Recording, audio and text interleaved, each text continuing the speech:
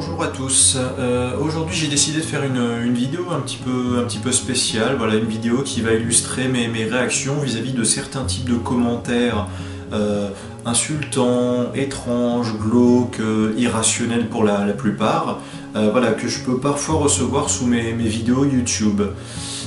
C'est pour ça d'ailleurs que j'ai pris mon PC portable, je suis sur la page principale de ma chaîne et on va aller se plonger dans certains types de commentaires que je reçois.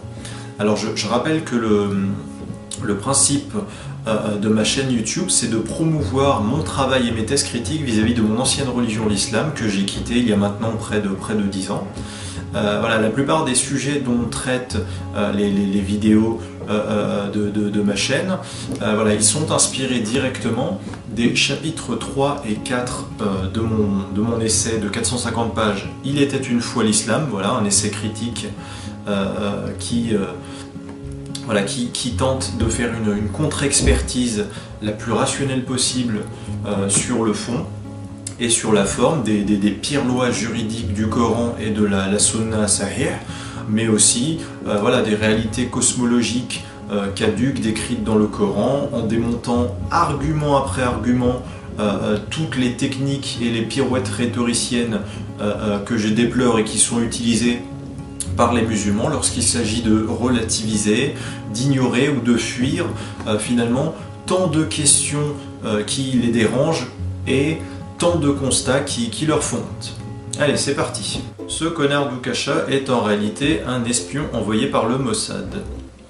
Alors, le mec qui s'exprime ici, il commente une vidéo dans laquelle j'ai fait une sorte de best-of des pires lois coraniques qui font le plus honte aux musulmans occidentalisés. Et ce qu'il dit là n'a rien à voir avec ce dont je parle dans ma vidéo. Comment ce mec a-t-il pu en déduire que je serais un espion envoyé par le Mossad à partir de mes critiques sur le caractère misogyne ou esclavagiste des lois du Coran? J'en sais rien. Moi, je n'espionne personne.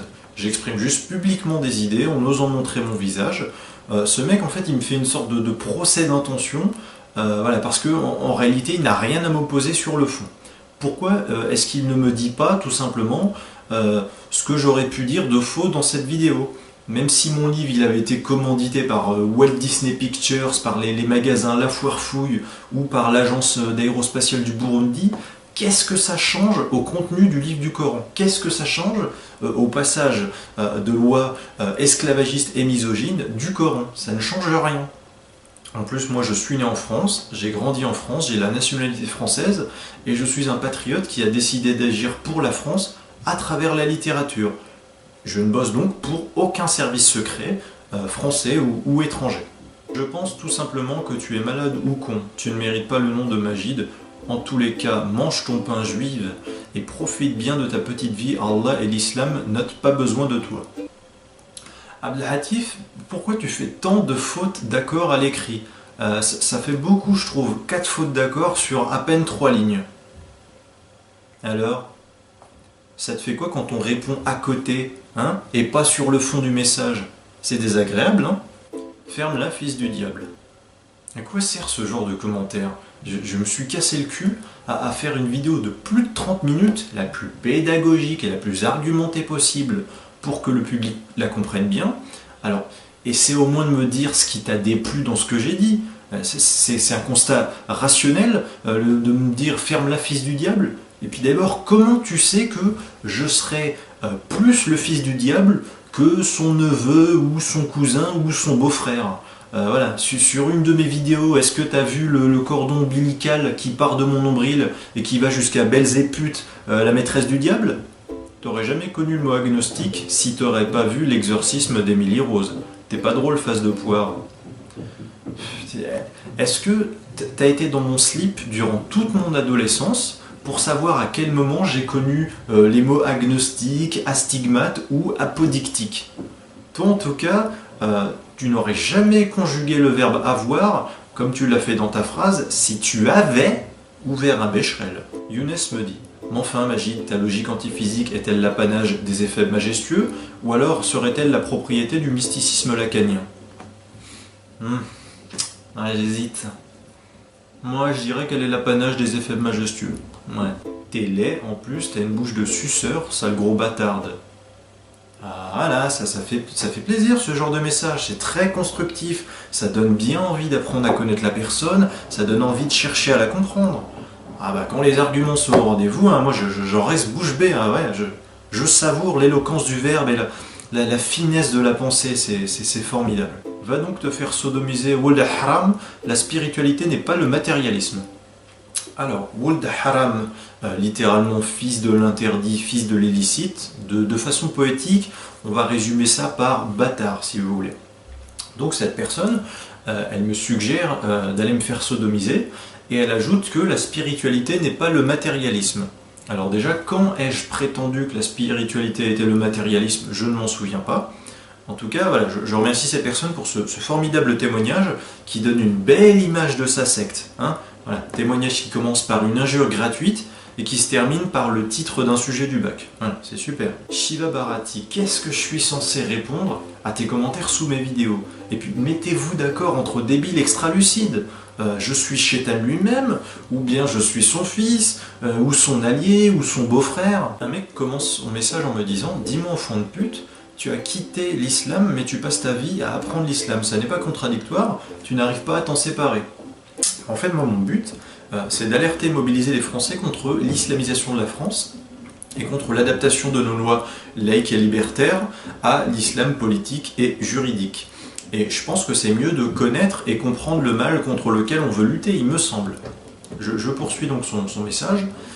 Ennemi d'Allah, je te souhaite la mort et l'enfer dans ce mois béni de Ramadan. Va te rentrer ta croix dans le cul. Je vois que tu as réuni tous tes trolls sur ta vidéo qui passent leur vie sur les vidéos islamiques. Alors mon public de lecteurs et ou de personnes qui regardent mes vidéos, il est fait de gens de divers horizons, athées, chrétiens, juifs, parfois musulmans, même, et d'ailleurs voilà, j'ai déjà reçu des témoignages de pas mal de musulmans qui ont quitté l'islam après avoir lu mon livre et compris ma méthode et les arguments justifiant ma propre apostasie. Et franchement, à ce mec-là, j'ai envie de lui dire, enfin, tu crois que les gens qui lisent ton commentaire, ils vont penser quoi de toi? Est-ce que c'est une religion de paix et de tolérance vis-à-vis de la pensée différente, cet islam d'un mec comme toi qui me traite d'enfant de pute et qui me souhaite la mort et l'enfer en ce mois béni de Ramadan? T'es français de souche, toi? Reconverti? Pourquoi parles-tu au nom des reconvertis? Tu lis dans les cœurs? Toi, un jour, tu te feras buter pour le buzz que tu cherches et ça ne sera que justice, mais c'est après la mort qu'adviendra le pire, le jour du regret. Alors déjà, moi je suis agnostique, hein, je prétends pas parler au nom de quiconque en dehors de moi-même. Ensuite, sache que tu commentes une vidéo dans laquelle je tente d'expliquer les conditions sociologiques et psychologiques favorisant les conversions à l'islam dès l'adolescence ou l'âge adulte de Français qui sont nés, ont été élevés dans des foyers mécréants. C'est objectivement une des vidéos où la critique du Coran, de l'islam, du Dieu Allah et du prophète Mohammed est la moins présente, pour ne pas dire quasi inexistante.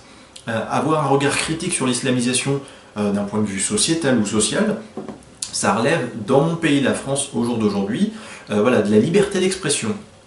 Moi, je pense pas que je mérite de me faire buter pour ça. Alors pourquoi tu te permets de me dire voilà, que le jour où je me ferai buter, ça ne sera que justice? Critiquer, ça mérite pas une balle dans la tête, critiquer, ça mérite pas d'être décapité. Sérieusement, des gens comme toi cautionnent le terrorisme djihadiste avec ce genre de discours.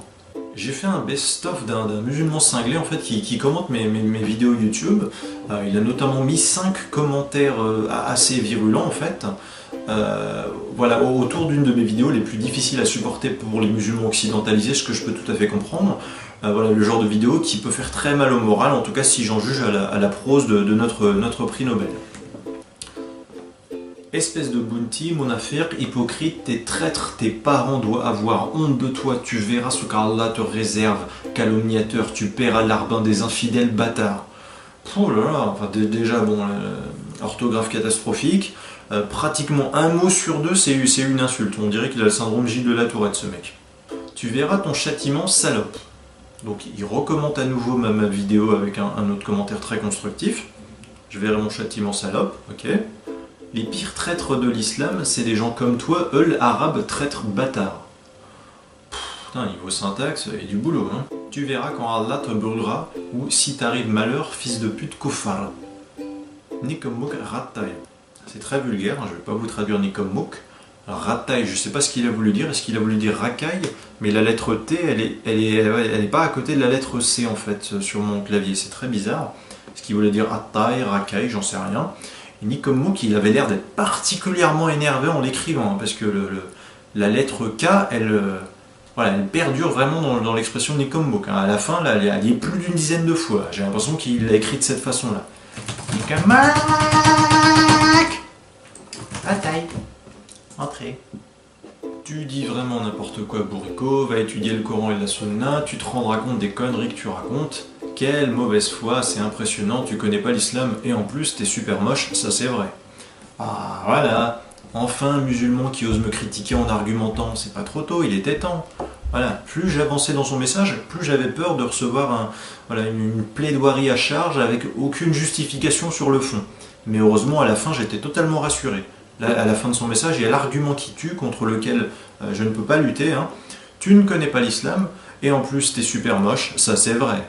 Ah bah, si ça c'est vrai, alors c'est bon, hein, je te fais confiance. En plus, c'est très constructif de juger un écrivain sur son apparence physique, et pas sur ce qu'il dit. Voilà, c'était mon petit medley du pire que je peux recevoir comme message sur YouTube. J'ai dû faire un tri parce qu'il y a pas mal de messages voilà, d'insultes et de coups bas à mon encontre qui sont publiés sur ma chaîne YouTube par des musulmans en général. Et en même temps, bonne nouvelle, ces messages ne représentent selon moi que 10% maximum voilà, des commentaires qui sont publiés sous mes vidéos YouTube. La majorité des messages que je reçois, voilà, elle est faite de témoignages de gens qui me remercient pour mon travail, qui m'apportent leur soutien, qui se disent ravis d'avoir découvert mon livre et de pouvoir le partager avec leurs proches, qui se disent séduits par mes arguments, et puis tout simplement voilà, des gens qui sont là pour me témoigner de leur soutien, et moi ça me fait vraiment plaisir. Alors je voudrais finir cette vidéo en rendant hommage à tous mes véritables alliés et lecteurs, de France, mais aussi d'ailleurs, hein, du Canada, de Suisse, d'Israël, de Belgique, mais je pense bien évidemment et avant tout à mes compatriotes français. Voilà, je me permets d'adresser à tous ces gens un chaleureux et profond merci.